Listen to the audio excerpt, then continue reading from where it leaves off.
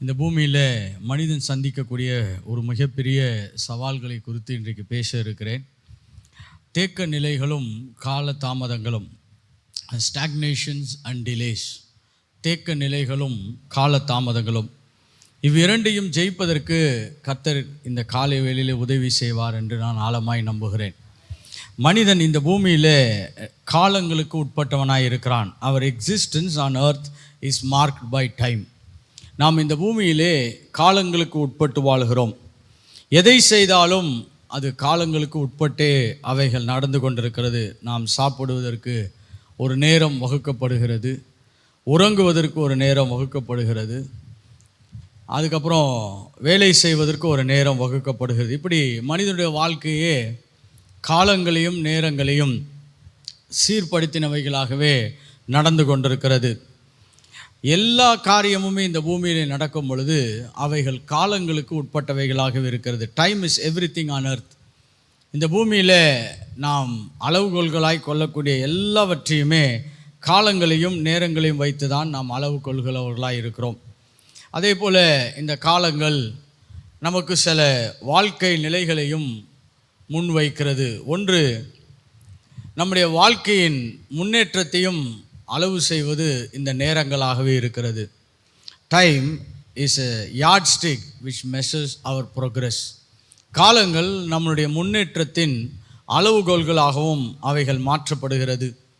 நம்ம ஸ்கூலுக்கு போகிறதுக்கு ஒரு காலம் இருக்குது, அதுக்கப்புறம் காலேஜ் படிக்கிறதுக்கு ஒரு காலம் இருக்கிறது, பின்பு திருமண வாழ்க்கை, பின்பு குடும்ப வாழ்க்கையில் பிள்ளைகளுடைய எதிர்காலங்களை நிர்ணயிப்பது என்று சொல்லி எல்லாமே இந்த பூமியில் டைம் ஃப்ரேமோடு தான் வேலை செய்து கொண்டிருக்கிறது.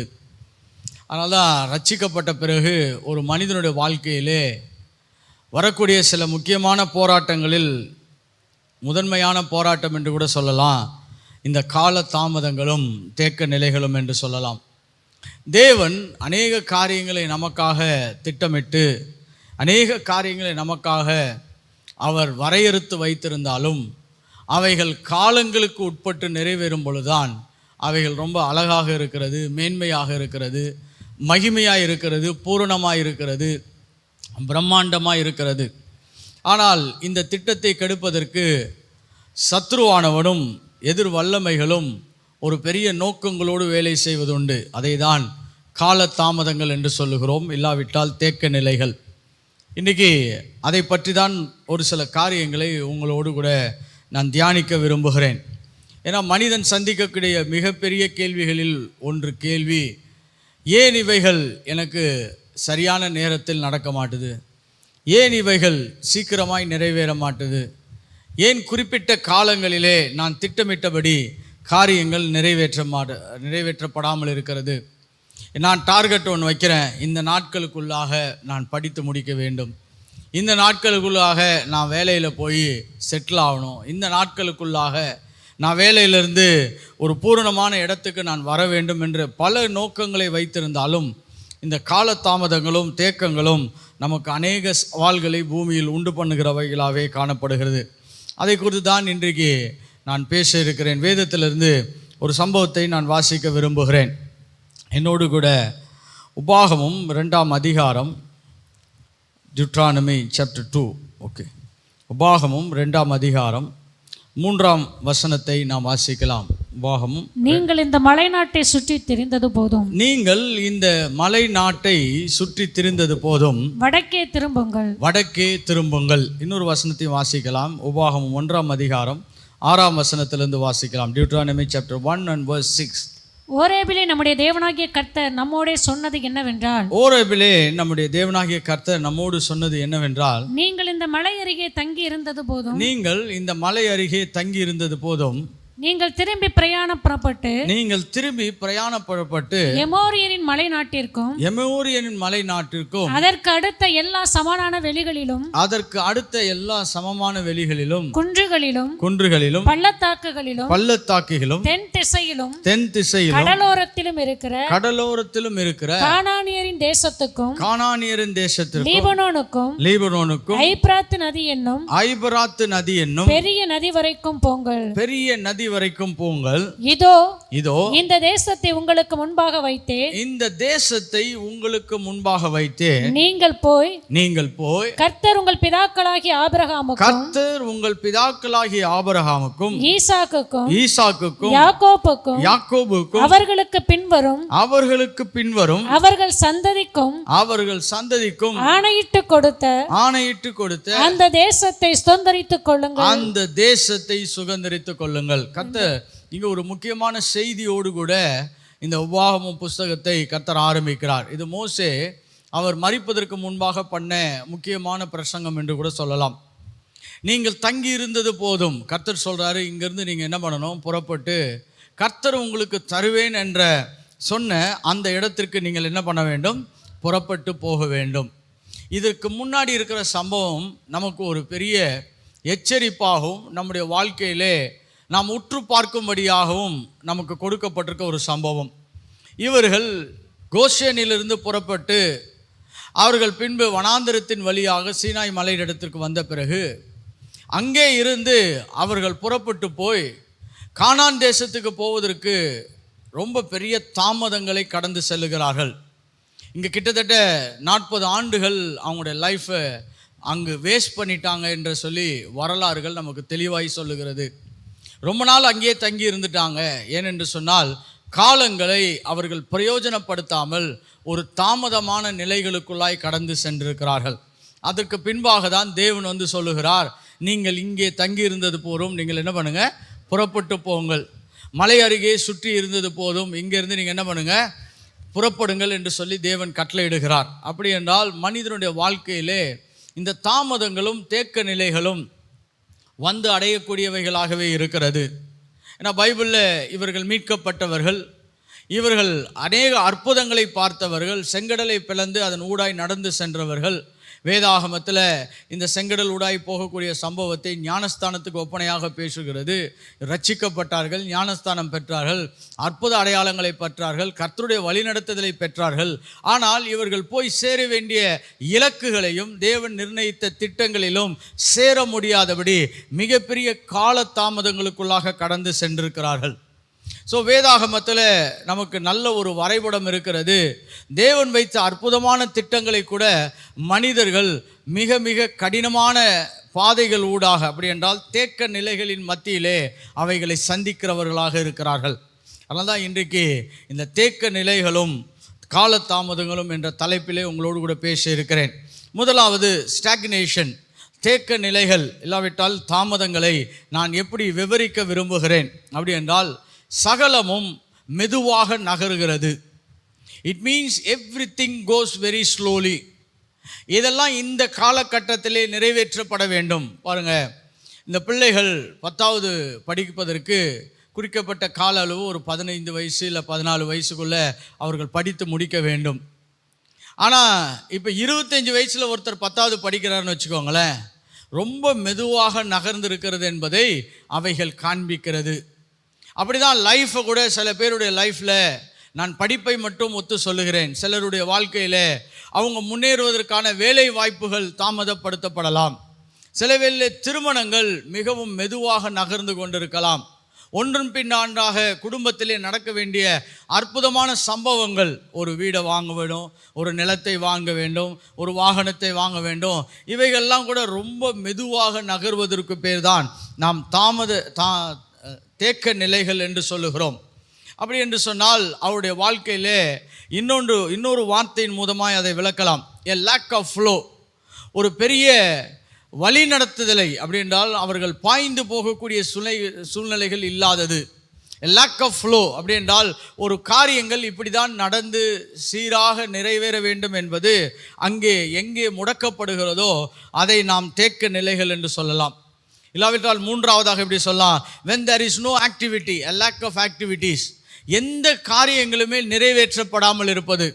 ஒரு சில குடும்பங்களில் பார்த்தீங்கன்னா அவங்களுடைய பிள்ளைகள் படிப்பதற்கான அந்த சூழ்நிலைகள் எல்லாம் தவிர்க்கப்பட்டு நிப்பாட்டப்பட்டு அவங்க அடுத்த கட்டங்களுக்கு நகர முடியாதபடி அவர்கள் தவித்து கொண்டிருக்கலாம். சில பேர் ஒரு கிளாஸ்லேருந்து இன்னொரு கிளாஸ் போகிறதே ஒரு பெரிய சவாலாக இருக்கலாம். சில பேர் காலேஜ் போய் அங்கே இருந்து அவர்கள் அடுத்த கட்டங்களுக்கு நகர்வதற்கு மிக சிறிய சவால்களை சந்திக்கலாம். மேபி அரியர்ஸாக இருக்கலாம், இல்லாவிட்டால் ஃபீஸ் கட்ட முடியாமல் இருக்கலாம், இல்லை காலேஜினுடைய ரெகக்னைசேஷன் ப்ராப்ளமாக இருக்கலாம்.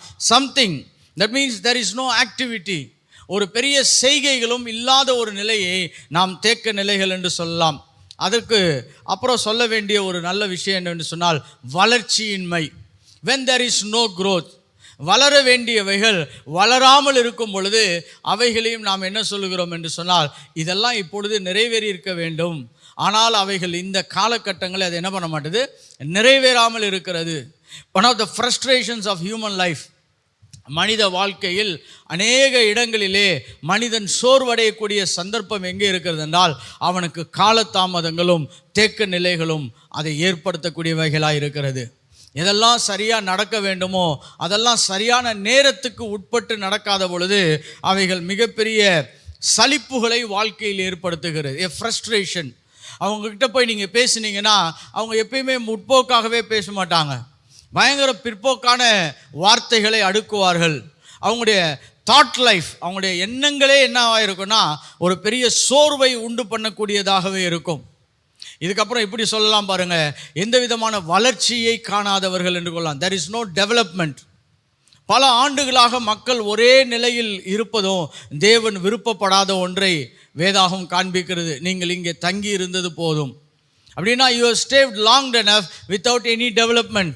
பாருங்கள், ஒரு சில குடும்பங்கள்லாம் அவர்கள் கிறிஸ்துவுக்குள்ளாய் வரும் பொழுது அவர்கள் எப்படி இருந்தார்களோ இப்பயும் அப்படியே இருக்கிறார்கள் என்று சொன்னால் அவர்கள் நிச்சயமாய் தேக்க நிலைகளை உடைத்து அவர்கள் மேலே எழும்ப வேண்டியது அவசியமாக இருக்கிறது.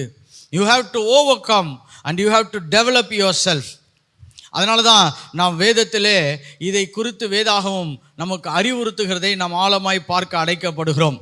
இன்னொன்று சொல்லப்போனால் ஸ்டாக்னேஷன் இஸ் நாட் ஆர்டினரி. இது ஒரு சாதாரண விஷயம் கிடையாது. இவைகள் சாபத்துக்கு உட்பட்டவைகளாக இருக்கிறது. Stagnation is not ordinary, it is a curse. அது ஒரு சாபமாக இருக்கிறது. சாபம் என்று சொன்னால் எதெல்லாம் தேவன் நமக்கு நன்மையாக வைத்தாரோ அதையெல்லாம் பார்க்க முடியாதபடி நகர்த்தப்படுவதற்கு சாபம் என்று சொல்லலாம். இந்த சாபத்தை பிசாசின் ராஜ்யமும் இருளின் ராஜ்யமும் அதை பலப்படுத்தக்கூடியவைகளாக இருக்கிறது. அதனால தான் இந்த பூமியில் நாம் இந்த காலதாமதங்களை ஜெயிக்கும்படியாக தேவன் நம்மை அழைத்திருக்கிறார். இந்த காலை வேளையில் இதை தான் நான் உங்களுக்கு ஜெபமாகவும் செய்ய விரும்புகிறேன். நீங்களும் இதை சின்சியராக ஜெபிக்க ஆரம்பிக்கும்படியாக விரும்புகிறேன். காலதாமதங்கள் தேவனிடத்திலிருந்து புறப்படுகிறவைகள் கிடையாது. காலதாமதங்களை கர்த்தர் ஜெயிப்பதற்காகவே நம்மோடு கூட பேசுகிறவராய் இருக்கிறார். ஏசாயா 43 அதிகாரம் 19 வசனத்தை வாசிக்கலாம். Isaiah chapter 43 verse 19. ஏசாயா 43 அதிகாரம் 19 வசனம். இதோ நான் புதிய காரியத்தை செய்கிறேன், இதோ நான் புதிய காரியத்தை செய்கிறேன், இப்பொழுதே அது தோன்றும், இப்பொழுதே அது தோன்றும், நீங்கள் அதை அறியீர்களா, நீங்கள் அதை அறியீர்களா. நான் வனாந்தரத்திலே வழியையும், நான் வனாந்தரத்திலே வழியையும், அவாந்தர வெளியிலே ஆறுகளையும் அவாந்தர வெளியிலே ஆறுகளையும் உண்டாக்குவேன். கர்த்தர் சொல்றாரு, இப்படி ஒரு தேக்க நிலையில இருப்பதே மனித வாழ்க்கைக்கு கர்த்தர் கொடுத்த திட்டம் கிடையாது. பல ஆண்டுகளாக நீங்கள் ஒரே பொருளாதார நிலைமையில் இருந்தாலும் அவைகளை தேவன் மாற்ற விரும்புகிறார். ஒரே விதமான வாழ்க்கை முறைமையில் இருந்தாலும் அவைகளையும் தேவன் மாற்ற விரும்புகிறார். எங்கெங்கெல்லாம் தேக்க நிலைகள் வரலாம் என்பதை சற்று நான் விவரிக்க விரும்புகிறேன். Where can we have stagnancies? பாருங்க, ஜெபத்திற்கு ஒரு மிகப்பெரிய வெற்றியின் முதல் படி என்னவென்று சொன்னால் நாம் துல்லியமான பிரச்சனைகளை கண்டறிவது. You have to find out the problem accurately to pray and to win a victory. எப்பயுமே ஜெபத்திற்கு முதன்மையான இடம் என்னவென்று சொன்னால் நீங்கள் உங்கள் பிரச்சனைகளை சரியாய் கண்டுபிடிப்பது. அதனால் இந்த தலைப்பை நான் எனக்கு கொடுக்க விரும்புகிறேன் என்று சொன்னால் எப்படியெல்லாம் இந்த தாமதங்கள் நம்முடைய வாழ்க்கையில் இருக்கலாம் என்பதை நான் விவரிக்க விரும்புகிறேன். முதலாவது பொதுவான தாமதங்கள். That means everything in a person is not moving. ஒரு மனிதனுடைய வாழ்க்கையிலே அவன் எந்த கட்டத்திலுமே அவன் நகர்ந்து போக முடியாதவனாக இருக்கலாம். அப்படி என்றால் அவனுடைய முழு லைஃபுமே சவாலாக இருக்கிறது. சில வேளை அது தனிப்பட்ட நபராக இருக்கலாம், இல்லை ஒரு குடும்பமாக இருக்கலாம், இல்லாவிட்டால் உங்களை சார்ந்த எல்லா நபருடைய லைஃபுமே அப்படிப்பட்ட ஒரு பிளாக்கேஜஸ், ஒரு தடைகளை சந்தித்து கொண்டிருக்கலாம். இது பொதுவான முன்னேற்ற தேக்க நிலைகள் என்று சொல்லலாம்.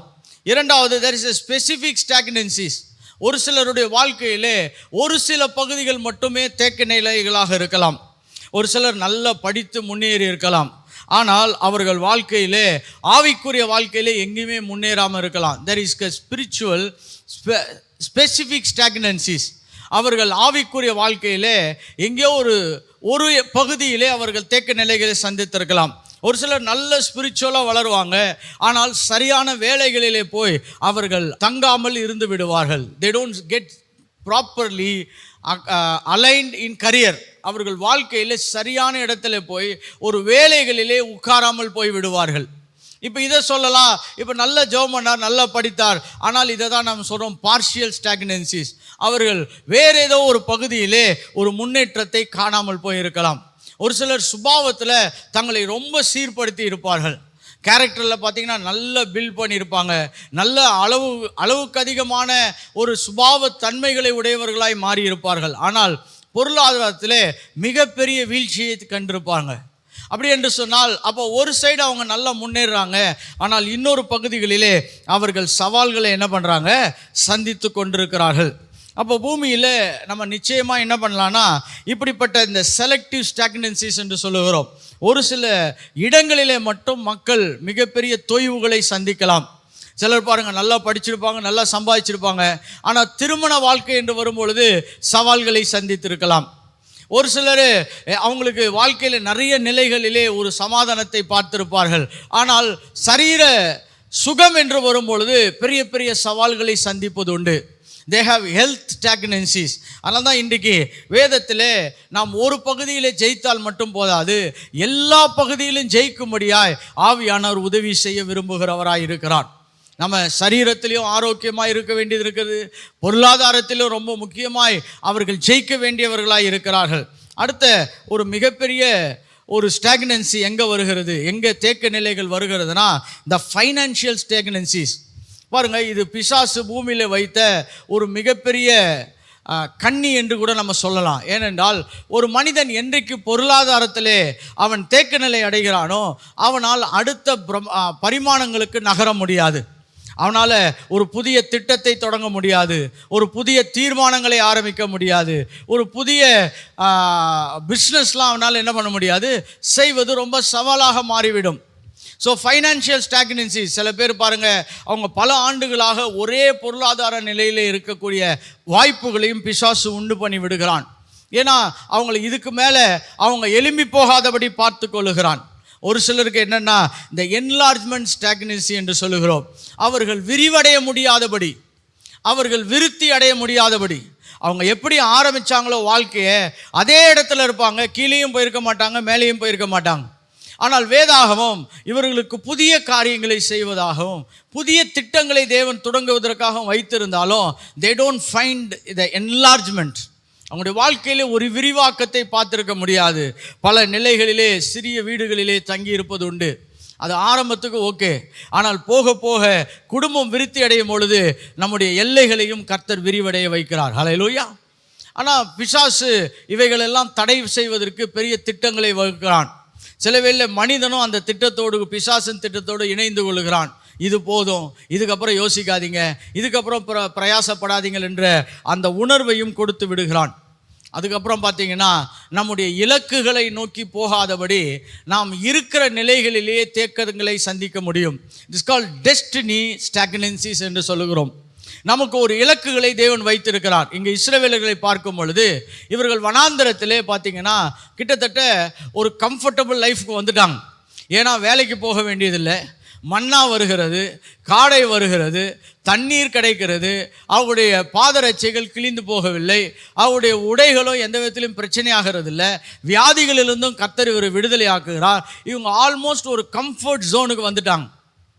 ஆனால் இப்படி ஒரு இலகுவான சூழ்நிலைக்கு வந்த பிறகு கர்த்தர் சொல்றாரு, இது உங்களுடைய திட்டம் அல்ல, நான் உங்களுக்காக ஆபிரகாமுக்கு சொன்ன ஒரு இடத்தை வைத்திருக்கிறேன், நீங்கள் அந்த இடத்திற்கு நகர வேண்டும். ஹல்லேலூயா.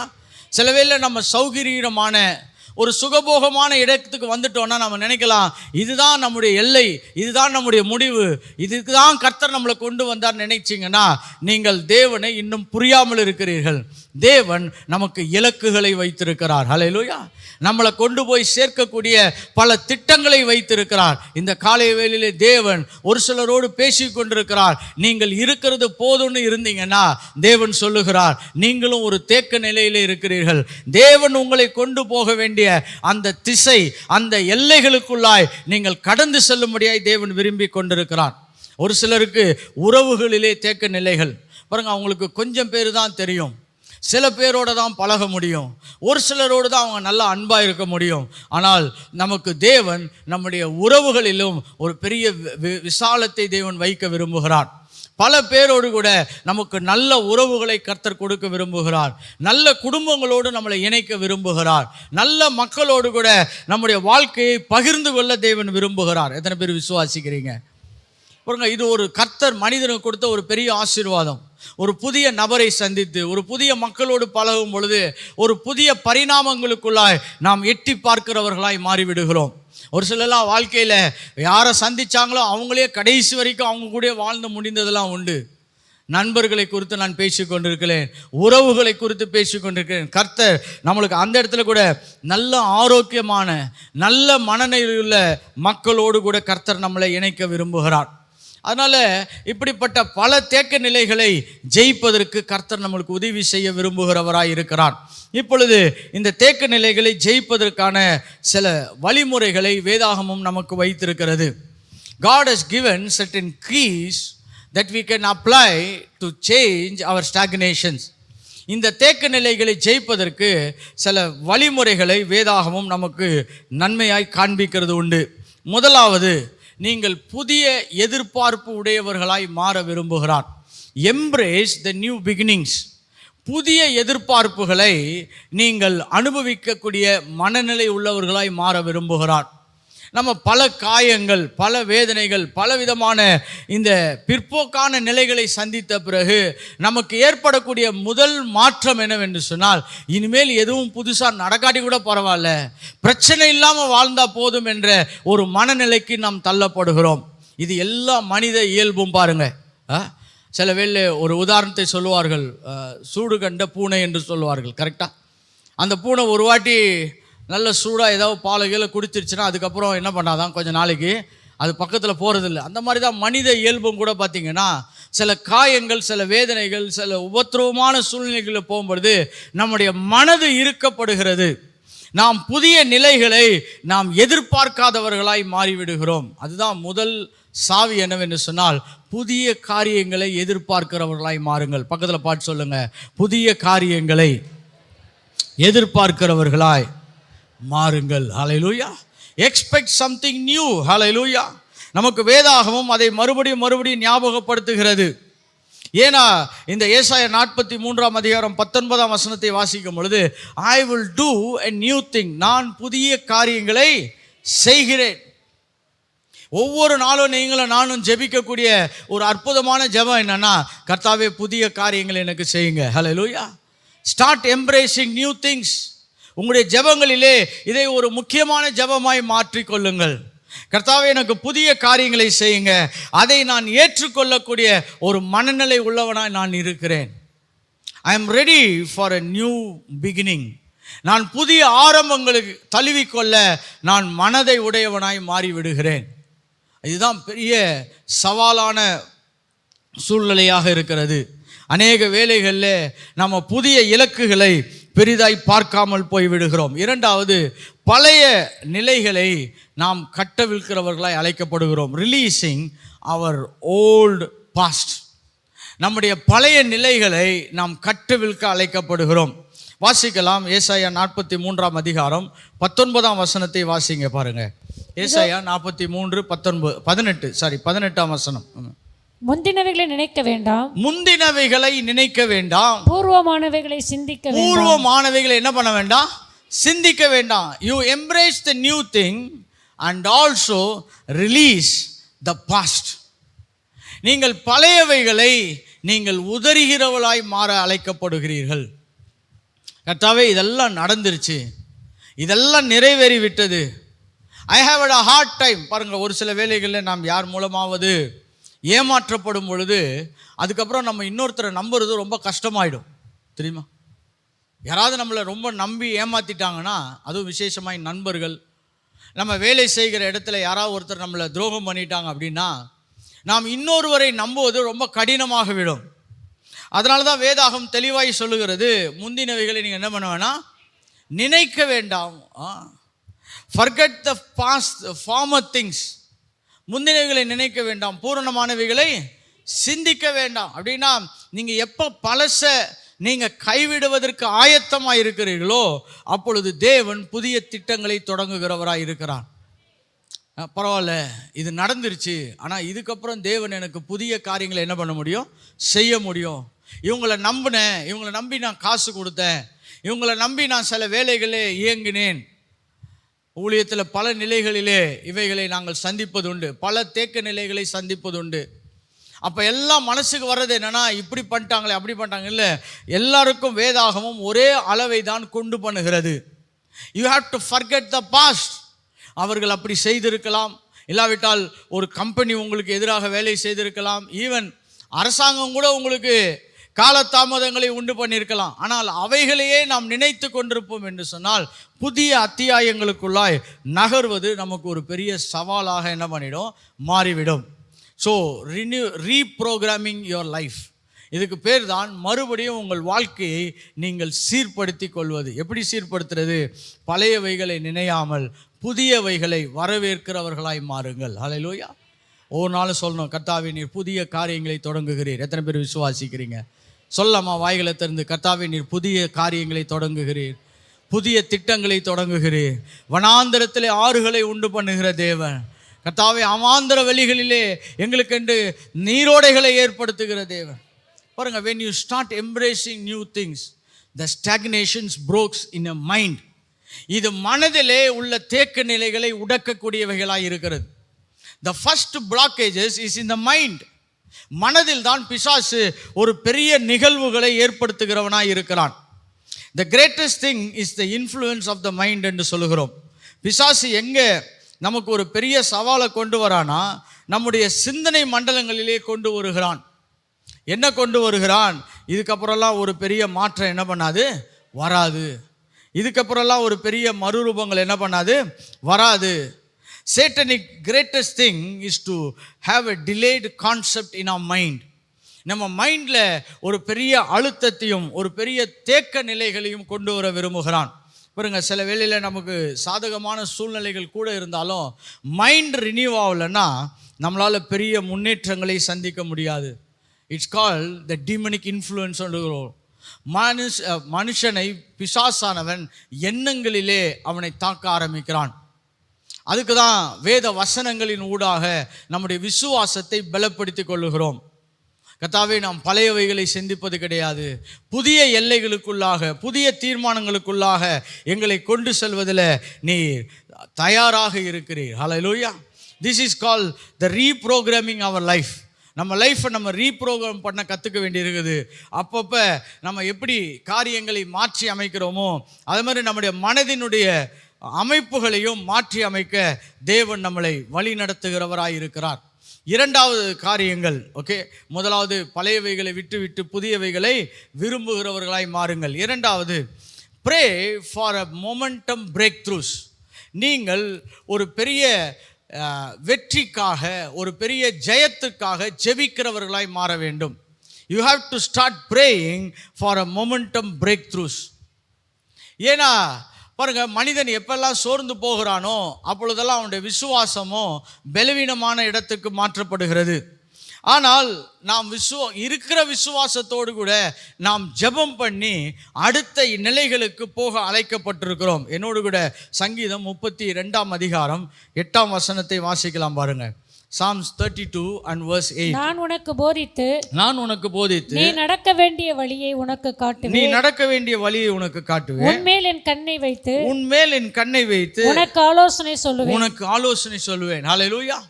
பாருங்க, கர்த்தர்ட்ட போய் நம்ம ஜெபிக்க வேண்டியது என்னன்னா, கர்த்தாவே அதை மாற்றும் இதை மாற்றும் என்று சொல்வதை விட கர்த்தாவே எனக்கு ஆலோசனை உண்டு பண்ணுங்க. ஹல்லேலூயா. லார்ட் கிவ் மீ கைடன்ஸ், எனக்கு ஆலோசனை கொடுங்க. உம்முடைய கண்கள் இருந்து எனக்கு தயவு வேண்டும் என்றால் இந்த தயவை கட்டளையிடுங்க. லார்ட் கைட் மீ, எனக்கு காட்டுங்க. பாருங்க, இந்த ஜெபத்திற்கு ஒரு பெரிய ஆற்றலும் வல்லமையும் இருக்கிறது. ஏன்னா ஜெபமே என்னன்னா ஒரு மனிதன் தன்னைத்தானே தாழ்த்துகிற இடம். பெருமை உள்ளவங்க ரொம்ப ஜெபிக்க மாட்டாங்க. எப்படி? பெருமை உள்ளவங்க என்ன பண்ண மாட்டாங்க? ஜெபிக்க மாட்டாங்க. நீங்கள் வேணா பாருங்களேன், ஒருத்தனுடைய பெருமையின் அளவை கண்டுபிடிக்கணும்னா அவனுடைய ஜெப வாழ்க்கையின் அளவை வைத்து கண்டுபிடிச்சிடலாம். ஜெபிக்கிறவர்கள் தாழ்மை உள்ளவர்களாய் மாறிக்கொண்டே இருக்கிறார்கள். அப்போ முதலாவது பெரிய தாழ்மை என்னவென்று சொன்னால், கர்த்தாவே எனக்கு வழி காட்டுங்க. Lord I need guidance, I need guidance. எனக்கு இப்படிப்பட்ட நிலைகளிலிருந்து ஜெயிப்பதற்கு எனக்கு மாபெரும் உதவி தேவைப்படுகிறது. முதலாவது பிரச்சனையை கண்டுபிடிக்கிறோம். இரண்டாவது, நம்ம ஜெபிக்க வேண்டியவர்களாய் மாற்றப்படுகிறோம். அதிகமாய் ஜெபிக்கிறோம். எதுக்கு ஜெபிக்கிறோன்னா, கர்த்தாவே என்னை கைட் பண்ணுங்க. நான் பல நாள் இதே இடத்துல இருந்துட்டேன், நான் பல சூழ்நிலைகளிலே இதே பகுதியில் ட்ராவல் பண்ணிக்கிட்டே இருக்கிறேன், என்னால் புதிய திருப்பு முனைகளை பார்க்க முடியவில்லை. I am unable to see some of the new things of life. ஏசாயா 22ஆம் அதிகாரம் 22ஆம் வசனத்தை வாசிக்கலாம் பாருங்க. ஏசாயா 22ஆம் அதிகாரம் 22ஆம் வசனம்.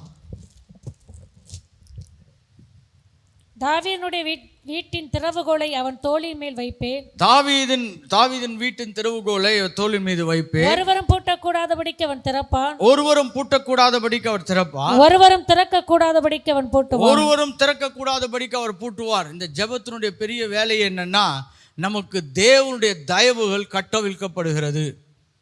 யாருமே செய்ய முடியாததை தேவன் நமக்காக செய்கிறவராய் மாறுகிறார். See, prayer evokes God.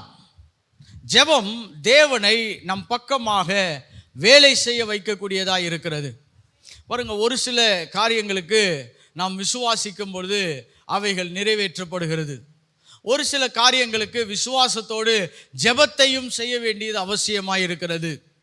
ஏன்னா வெறும் விசுவாசம் மட்டும் இல்லை, நாம் தேவனுடைய வார்த்தைகளை எடுத்து அந்த வார்த்தைகளின் அடிப்படையிலே நாம் பேச ஆரம்பிக்கும் பொழுது பரலோகம் அதற்கு அனுமதிகளை கொடுப்பதாக மாறுகிறது. So prayer is evoking God on your side. தேவன் உங்கள் பக்கமாய் வேலை செய்வதற்கான சாத்தியக்கூறுகளை எழுப்பக்கூடியதாக மாற்றுகிறது. பாருங்க, நீங்கள் புதிய எல்லைகளை, இந்த தேக்க நிலைகளை தாண்ட வேண்டும் என்று சொன்னால் build a good prayer life. ஹல்லேலூயா. நல்ல ஒரு ஜெப நேரங்களை நீங்கள் கட்டி எழுப்புகிறவர்களாய் மாறுங்கள். நல்ல ஒரு ஜெப நேரத்தை என்ன பண்ணுங்க? கட்டி எழுப்புகிறவர்களாய் மாறுங்கள். அநேக வேளைகளில் மக்கள் அவங்க சோர்ந்து போனாங்கன்றதுக்கு ஒரு பெரிய அடையாளமே எங்கே வருதுன்னா, அவர்கள் ஜெப வாழ்க்கையிலே சோறு ஓடும் பொழுது அதை கண்டுபிடித்து விடலாம். ஸோ முதலாவது உங்கள் மைண்டை ரீப்ரோக்ராம் பண்ணுங்க. பழையவைகளை மறந்து புதியவைகளை ஏற்றுக்கொள்ள நடங்கள். இரண்டாவது, ஒரு நல்ல ஜெப வாழ்க்கையை கட்டி எழுப்புங்கள். மூன்றாவதாக, உங்கள் நாவை தேவனுக்கு ஒப்பு கொடுங்கள். Give your tongue to God. இது ஒரு முக்கியமான செய்தி. யாக்கோபு 3ஆம் அதிகாரம் 1ஆம் வசனத்திலிருந்து 7ஆம் வசனம் வரைக்கும் இந்த தேக்க நிலைகளை நாம் மாற்றி அமைப்பதை குறித்து திறவுகோல்களை பேசி கொண்டிருக்கிறோம். We are speaking about the keys that will help us to turn stagnations. நம்முடைய வாழ்க்கையில் இருக்கக்கூடிய தேக்க நிலைகளை மாற்றி அமைப்பதை குறித்து பேசி கொண்டிருக்கிறோம். வாசிக்கலாம் யாக்கோபு 3ஆம் அதிகாரம் 1ஆம் வசனத்திலிருந்து. என் சகோதரரே, அதிக ஆக்கினை அடைவோம் என்று அறிந்து உங்களில் அநேகர் போதகராகாதிருப்பீர்களாக. நாம் எல்லாரும் அநேக விஷயங்களில் தவறுகிறோம். ஒருவன் சொல் தவறாதவனானால் அவன் பூரண புருஷனும் தன் சரீரம் முழுவதையும் கடிவாளத்தினாலே அடக்கிக் கொள்ளக்கூடியவனாய் இருக்கிறான். பாருங்க, ஒரு முழு லைஃப், ஒரு முழு சரீரத்தையே எது ஆளுகிறது என்று சொன்னால் நாக்கு தான் ஆளுகிறது. நாக்கிலிருந்து புறப்படக்கூடிய வார்த்தைகள் தான் ஆளுகிறது என்று சொல்லுகிறது. Our life is a battle of words. நம்முடைய வாழ்க்கை என்பது வார்த்தையின் போர்க்களம் என்று கூட சொல்லலாம். வார்த்தையின் போர்க்களம். இங்கே ஏன் யாக்கோபு திடீரென்று வாயின் வார்த்தைகளை குறித்து அதிகமாய் பேசுகிறார்? நீங்கள் 3ஆம் வசனத்தை வாசிப்பீர் என்று சொன்னால் சில உதாரணங்களாலே அவைகளை அவர் சொன்ன கருத்தை அவர் ஊர்ஜிதப்படுத்த விரும்புவார். சில உதாரணங்களை பயன்படுத்துகிறார். வாசிக்கலாம். பாருங்கள். குதிரைகள் நமக்கு கீழ்ப்படியும்படிக்கு அவைகளின் வாய்களில் கடிவாளம் போடப்படுகிறது. பாருங்க, ஒரு குதிரை, ஒரு கட்டுக்கடங்காத குதிரையை கூட ஒருத்தன் அதை கட்டுப்படுத்தணும்னா அது வாயின் கடிவாளங்களினால என்ன பண்ணுகிறதாம்? அவைகள் செயல்படுகிறதாம். அடுத்தது பார்க்கலாம். 4ஆம் வசனம். கப்பல்களையும் பாருங்கள். அவைகள் மகா பெரியவைகளாய் இருந்தும் கடும் காற்றுகளால் அடிபட்டாலும் கடல் காற்றுகளின் அடிபட்டாலும் அவைகளை நடத்துகிறவன் போகும்படி யோசிக்கும் இடம் எதுவோ அவ்விடத்திற்கு நேராக மிகவும் சிறிதான சுக்கானினாலே திருப்பப்படும். நாவு பாருங்க, இருக்கிறதுலே ரொம்ப சின்ன அவயம், நாக்கு. ஆனா இதுதான் ஒரு வாழ்க்கையை நடத்தக்கூடியது என்று சொல்லப்படுகிறது. அதனால்தான் பிற்போக்கான வார்த்தைகளை நீங்கள் பேசாதிருங்கள். எனக்கு லைஃப்பில் எப்பயுமே இப்படி தான் நடக்கும், நான் நினச்சது நடக்காது. எப்படி? நீங்கள் இப்போ என்ன பண்ணுறீங்கன்னா, அந்த பலவீனமான உங்கள் சரீரத்தினாலே பலனான வார்த்தைகளை பேசுகிறீங்க. எப்படி? வார்த்தை வாயிலிருந்து வரும்பொழுது பார்த்தீங்கன்னா மக்கள் ஆக்ரோஷமாக பேசுவாங்க. ஆமாங்க, எனக்கு எதுவும் ஒழுங்காக நடக்காதுங்க, எனக்கு எல்லாமே டிலேயாக தான் நடக்கும். அப்படி ஒருத்தரோட நான் பேசிக்கிட்டு இருந்தேன். அவர் சொன்னார், எங்கள் வாழ்க்கை முழுவதுமே இப்படி தாங்க, எங்கள் லைஃப் சைக்கிளே இப்படி தான் இருக்கும், எங்கள் லைஃப் பேட்டர்னே இப்படி தான் இருக்கும், எல்லாமே கொஞ்சம் டிலே, தாமதங்கள், பிரச்சனை இப்படி தான் நடக்கும். பாருங்கள், when you start speaking these words, நீங்கள் இப்படிப்பட்ட வார்த்தைகளை பேச ஆரம்பிக்கும் பொழுது ஒரு சிறிய சுக்கானாலே ஒரு படகையே நீங்கள் என்ன பண்ணுறீங்களா? நகர்த்துகிறீர்கள். அப்போ வேதாகம் நமக்கு மிகப்பெரிய ஆலோசனை கொடுக்கிறது. நீங்கள் தேக்க நிலையிலேருந்து ஜெயிக்கணும்னா வாயின் வார்த்தைகளிலே கவனம் உள்ளவர்களாய் மாறுங்கள். முதலாவது மைண்டில் ஸ்டாக்னேஷனை பிரேக் பண்ணுங்கள். இரண்டாவது, உங்களுடைய ஆவிக்குரிய நிலைகளிலே ஜெப வாழ்க்கையை சரியாய் கட்டி எழுப்பி தேவனுடைய உதவியை விரும்புகிறவர்களாய் மாறுங்கள். மூன்றாவது, நீங்கள் பேசுகிற வார்த்தையை குறித்து மிகவும் ஜாக்கிரதையாய் இருங்கள். ஹல்லேலூயா. அநேக நன்மைகளை கர்த்தர் எனக்கு உண்டு பண்ணுவார். எத்தனை பேர் விசுவாசிக்கிறீங்க? பாருங்கள், இதை நம்ம பேசணும். காலைதோறும் அவருடைய கிருபைகள் எப்படி இருக்குது? புதிதாக இருக்கிறது. Every morning is so nice because I receive a new grace from God. நாம் இப்படிப்பட்ட வார்த்தைகளை பேசும் பொழுது நம்முடைய வாழ்க்கையை நாம் நல்ல நிலைகளுக்கு நேராய் திருப்புகிறோமா? நிறைய பேர் இந்த வாயின் வார்த்தைகளை குறித்து ஜாக்கிரதையாக இருப்பது கிடையாது. ஒரு சிலர் சொன்னாங்க, நம்ம என்ன பேசினாலோ கர்த்தர் என்ன நினைக்கிறாரோ அதுதான் பிரதர் நடக்கும். இப்படி இவங்க மிஞ்சின நீதிமானாக சில வேளையிலே மாறிவிடுகிறார்கள். ஏன்னா தேவன் தான் சொல்கிறாரு, உன் நாக்கை என்ன பண்ணு? கட்டுப்படுத்து. இந்த நாக்கை கட்டுப்படுத்தும் பொழுது நீ வாழ்க்கையில் அநேக காரியங்களை கட்டுப்படுத்த முடியும் என்று சொல்லுகிறார். அதுக்கு உதாரணமாக இன்னொரு வசனத்தை அதே அதிகாரத்தில் வாசிக்க விரும்புகிறேன். 7ஆம் வசனத்தை வாசிக்கலாம் பாருங்க. சகலவிதமான மிருகங்கள், பறவைகள், ஊரும் பிராணிகள், நீர்வாழும் ஜந்துக்கள் ஆகிய இவைகளின் சுபாவம் மனுஷ சுபாவத்தால் அடக்கப்படும். மனுஷ சுபாவங்களால் என்ன பண்ணப்படுமா? அடக்கப்படுமா? எப்படி? இப்போ ஒரு மனுஷன் என்ன செய்கிறானோ அதை பேஸ் பண்ணி இந்த மிருகங்களெல்லாம் அவன் அடக்குகிறவனாய் மாறுகிறான். கரெக்டா? There are many things that we tame on this world. நம் பூமியில் நம்ம சுற்றி இருக்கக்கூடிய அநேக காரியங்களை நம்முடைய வாயின் வார்த்தைகளினாலே நாம் அவைகளை ஆளுகிறவர்களாய் இருக்கிறோம். இப்போ 8ஆம் வசனத்தை வாசிக்கலாம். நாவை அடக்க ஒரு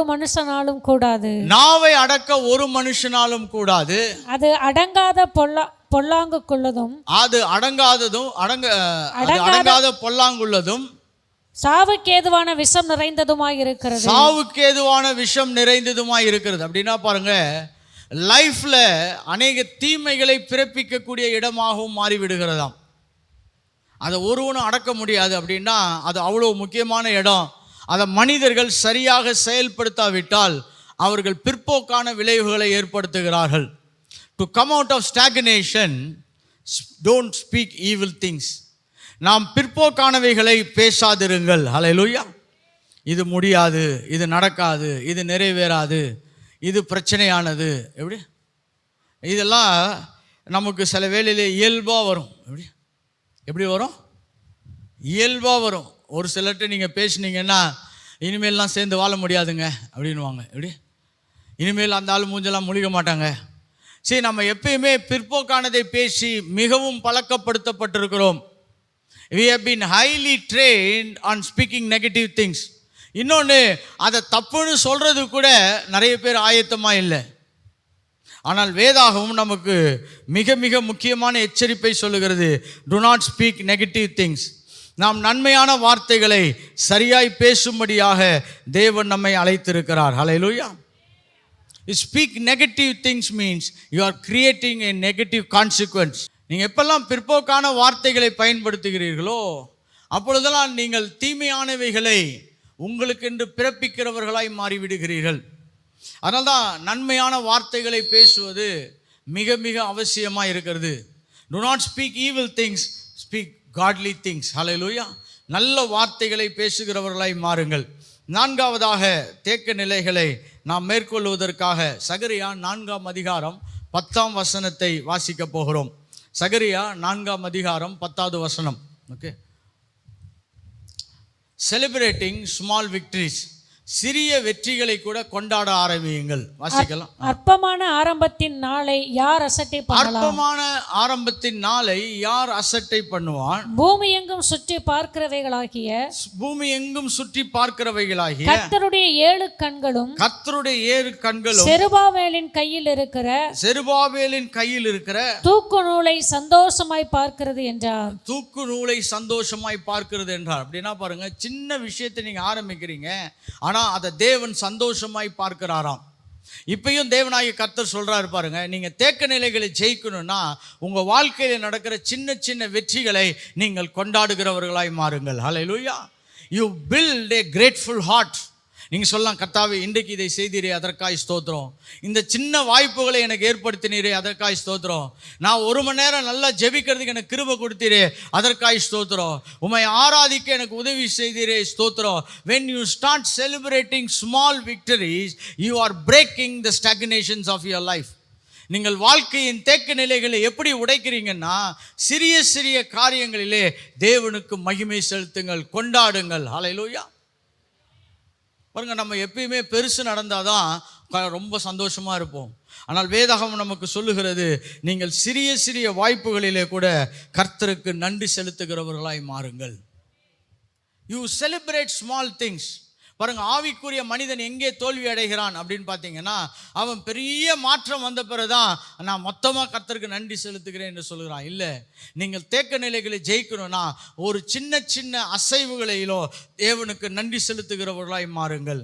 அது உங்களுடைய ஆத்துமாவை பலப்படுத்தும். ஹல்லேலூயா.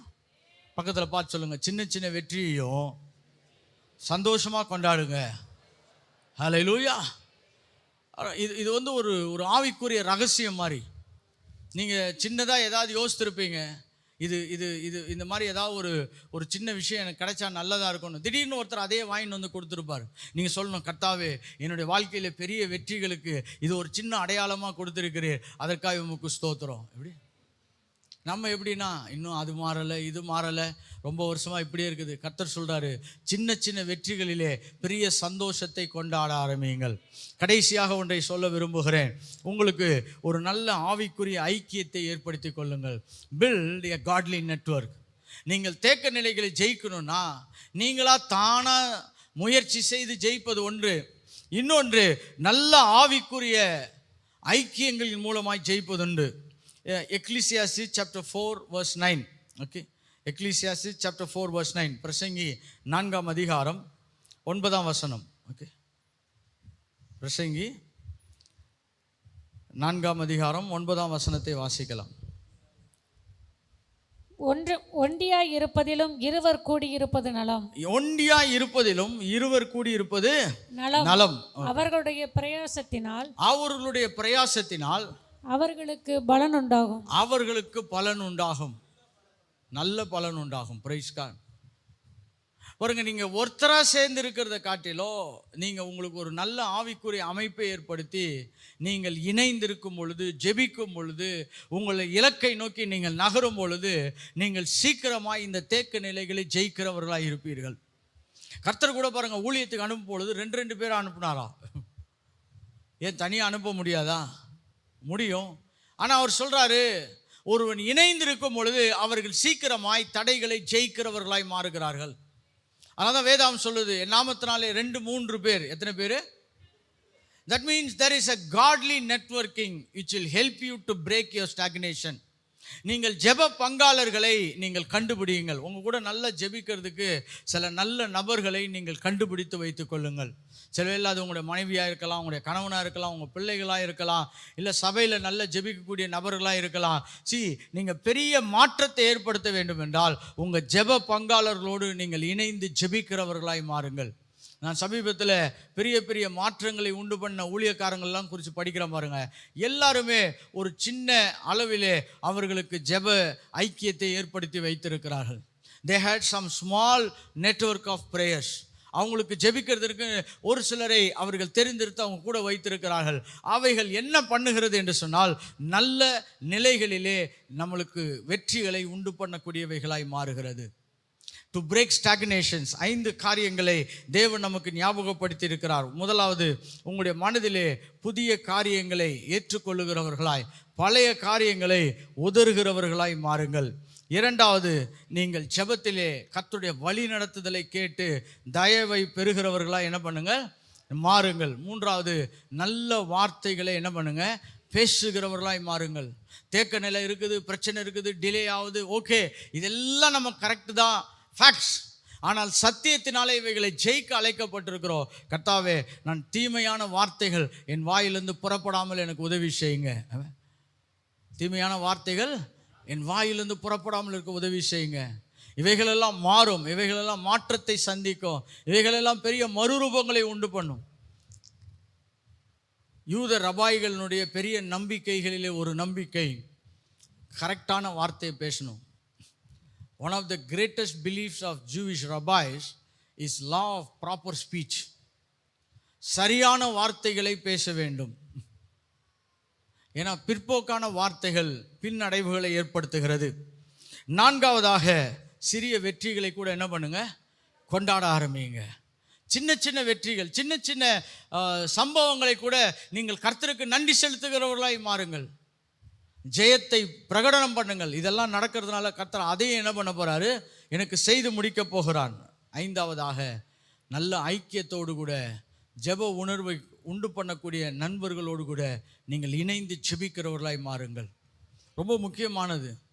இன்னைக்கு நிறைய பேர் தனிமைப்படுத்தப்படுகிறார்கள். அதனால தான் பிசாசு அவங்கள ஈஸியாக அவங்கள எதிர்கொள்ள முடிகிறது. நீங்கள் ஜெப ஐக்கியத்திலே ஒன்று கூடுங்கள்.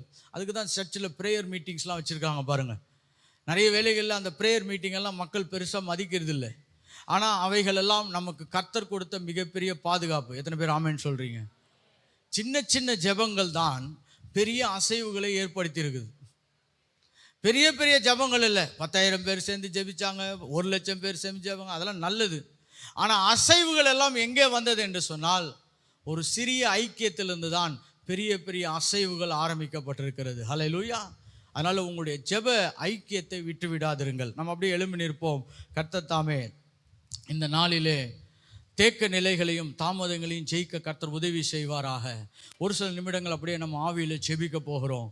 ரொம்ப நாளாக இருக்கக்கூடிய சவால்கள், ரொம்ப நாளாக இருக்கக்கூடிய மன பிரச்சனைகள், ரொம்ப நாளாக இருக்கக்கூடிய குடும்ப சூழ்நிலையின் கேள்விகள் எல்லாவற்றையும் கர்த்தர் மாற்றி அமைக்கும்படியாக நம்மோடு கூட பேசியிருக்கிறார். பாருங்கள், கர்த்தர் எதை செய்ய போகிறாரோ அதை தான் பேசுகிறவராக இருக்கிறார். இது ஏதோ நேரங்களுக்கு காலங்களை வீணடிக்கணும்னு பிரசங்கம் பண்ணலை. கர்த்தருடைய வார்த்தை நிறைவேறப் போவதை குறித்து நாம் பேசி கொண்டிருக்கிறோம். அப்படியே கரங்களை உயர்த்தி ஒரு சில நிமிடங்கள் அப்படியே ஆவியில் நிறைஞ்சி நம்ம ஜெபிக்க போகிறோம். அந்நிய பாஷையில் இந்த வார்த்தையை நம்முடையதாக நாம் மாற்றிக்கொள்ள போகிறோம். இதை உரிமை எடுத்துக்கொள்ள போகிறோம். இதை நம் இருதயத்தில் விசுவாசித்து வாயினாலே அறிக்கை செய்து இவைகளை நம்முடையவைகளாய் நாம் மாற்ற போகிறோம். ஓ ஹல்லேலூயா. எல்லாம் கொஞ்ச நேரம் வாயில திறந்து அப்படியே ஆவியில் ஜெபியுங்க. ஆவியானுடைய உதவியை கேளுங்க. கர்த்தாவே, என்னுடைய வாழ்க்கையில் இருக்கக்கூடிய சில தேக்க நிலைகளை நான் மாற்றி அமைப்பதற்காக இந்த காலை வேளையில் உம்முடைய சமூகத்தில் வந்திருக்கிறேன்ப்பா, என்னுடைய லைஃப் மொத்தமாக தேக்கமாக இருக்கிறது, சவாலாக இருக்கிறது, தாமதங்களுக்கு இல்லாவிட்டால் ஒரு சில இடங்கள் எனக்கு மிகப்பெரிய தாமதங்களை உண்டு பண்ணுகிறது. ஆனால் இவ் இரண்டையுமே ஜெயிப்பதற்கு ஆவியானவர் நம்மோடு கூட பலன்படுத்துகிறவராய் இருக்கிறார். ஆவியானவருடைய பலனை கேளுங்க.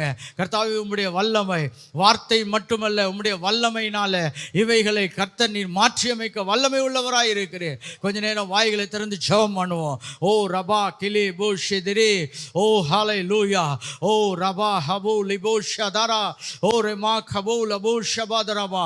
நான் சொல்றேன் பாருங்க, எப்பொழுது உங்களுடைய இருதயங்களும் வாயும் திறக்கிறதோ அப்பொழுது கர்த்தர் நன்மையினால் அதை நிரப்ப வல்லமை உள்ளவராய் இருக்கிறார். நம்ம சண்டை போடுறப்ப எவ்வளோ சந்தோஷமா சண்டை போடுறோம் பாருங்க, எவ்வளோ வார்த்தை சத்தத்தை உயர்த்தி சண்டை போடுறோம். ஆனால் ஜெபிக்கும் பொழுது நாம் ரொம்ப அமைதியாகி மாறி விடுகிறோம். ஆனால் கர்த்தர் சொல்றாரு, இன்றைக்கு உன்னுடைய முழு பலத்தோடு, உன்னுடைய முழு பலத்தோடு ஜெபிக்கிற கர்த்தாவே, ரொம்ப நாள் இருந்த தேக்க நிலைகள் மாற வேண்டும். கர்த்தாவே, என்னுடைய பிள்ளைகளுடைய சூழ்நிலைகள் மாற வேண்டும். வேலை ஸ்தலத்தில் உள்ள தேக்க நிலைகள் மாற வேண்டும். தொழில் நிலைகளில் உள்ள சூழ்நிலைகள் மாற வேண்டும். பொருளாதார தேக்க நிலைகள் மாற வேண்டும். அவைகளை நீர் செய்ய போறதுக்காய் நன்றி. இதோ புதிய காரியங்களை செய்கிறேன் என்று சொன்னீரே, அதை இன்றையிலிருந்து இப்பொழுதே என்னுடைய லைஃப்ல தொடங்க போறதுக்காய் நன்றி.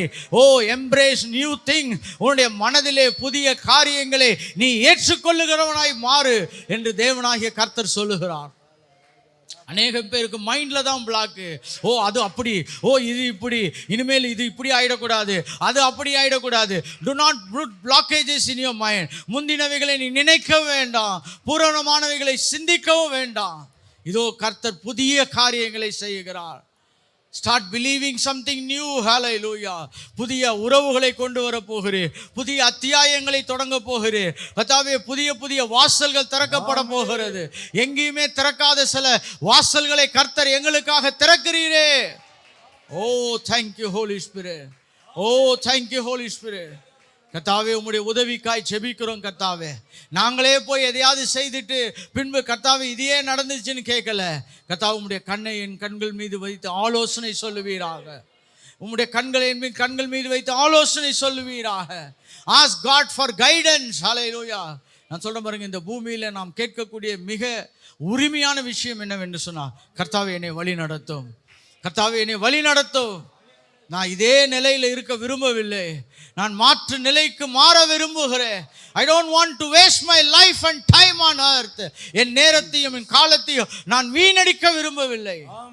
என்னை வழி நடத்தும் என்று ஜெபிங்க. கர்த்தாவே, வாயினால கர்த்தாவே இந்த சிறிய சுக்கானினாலே ஒரு பெரிய கப்பல் திருப்பப்படுகிறது போல என் லைஃப்பை கூட நான் எங்கேயாவது தேவையில்லாத வார்த்தைகளை பேசி திருப்பி இருந்தால் நான் மனம் திரும்ப விரும்புகிறேன். என் குடும்பத்தை சீரழித்து இருந்தால் அதை மனம் திரும்ப விரும்புகிறேன். என் தொழிலில் கூட நான் தேவையில்லாத வார்த்தைகளை பேசி அந்த தொழில்களை மடங்கடிக்க வைத்திருந்தால் நான் மனம் திரும்ப விரும்புகிறேன். நல்ல நல்ல உறவுகள் கூட கர்த்தாவே நான் தேவையில்லாத வார்த்தைகளை பேசி அதை நான் சீர்குலைத்திருந்தால் நான் மனம் திரும்பி நல்ல வார்த்தைகளை பேச விரும்புகிறேன். I want to speak the right kind of words of Father Lord. நல்ல வார்த்தைகளை பேச விரும்புகிறேன். அன்றைக்கு ஏசாயின் நாவை தொட்டு அதை நீர் சுத்தப்படுத்தினது போல கர்த்தாவே எங்களுடைய நாவுகள் கூட சுத்தப்படுத்தப்படும்படியாய் ஜெபிக்கிறோம். ஓ ஹல்லேலூயா. சுத்தப்படுத்தப்பட வேண்டிய முதல் பகுதியே நம்முடைய நாவு தான். தேவையில்லாதது, அவசியம் இல்லாதது, பிற்போக்கானது, பிரயோஜனமற்ற வார்த்தைகளை பேசி இருப்போம் என்றால் தாவே அதே போல சிறிய சிறிய வெற்றிகளை கூட நாங்கள் பெரிய ஜெயங்களாய் பார்க்கிறோம். அப்பா, சிறிய சிறிய வெற்றிகளை கூட பெரிய ஜெயங்களாய் பார்க்கிறோம். கர்த்தாவே, நல்ல ஜெபிக்கக்கூடிய உறவுகளை கொடுங்க. கர்த்தாவே, 2-3 பேராக நாங்கள் நல்ல ஜெப ஐக்கியத்தில் இருந்து உம்முடைய சித்தத்தை பூமியில் நிறைவேற்றுவதற்கு, தடைகளை ஜெயிப்பதற்கு, நல்ல வெற்றிகளை பார்ப்பதற்கு கர்த்தர் எங்களுக்கு உதவி செய்வீராக என்று இயேசுவின் மூலம் ஜெபிக்கிறேன் நல்ல பிதாவே. ஆமென்.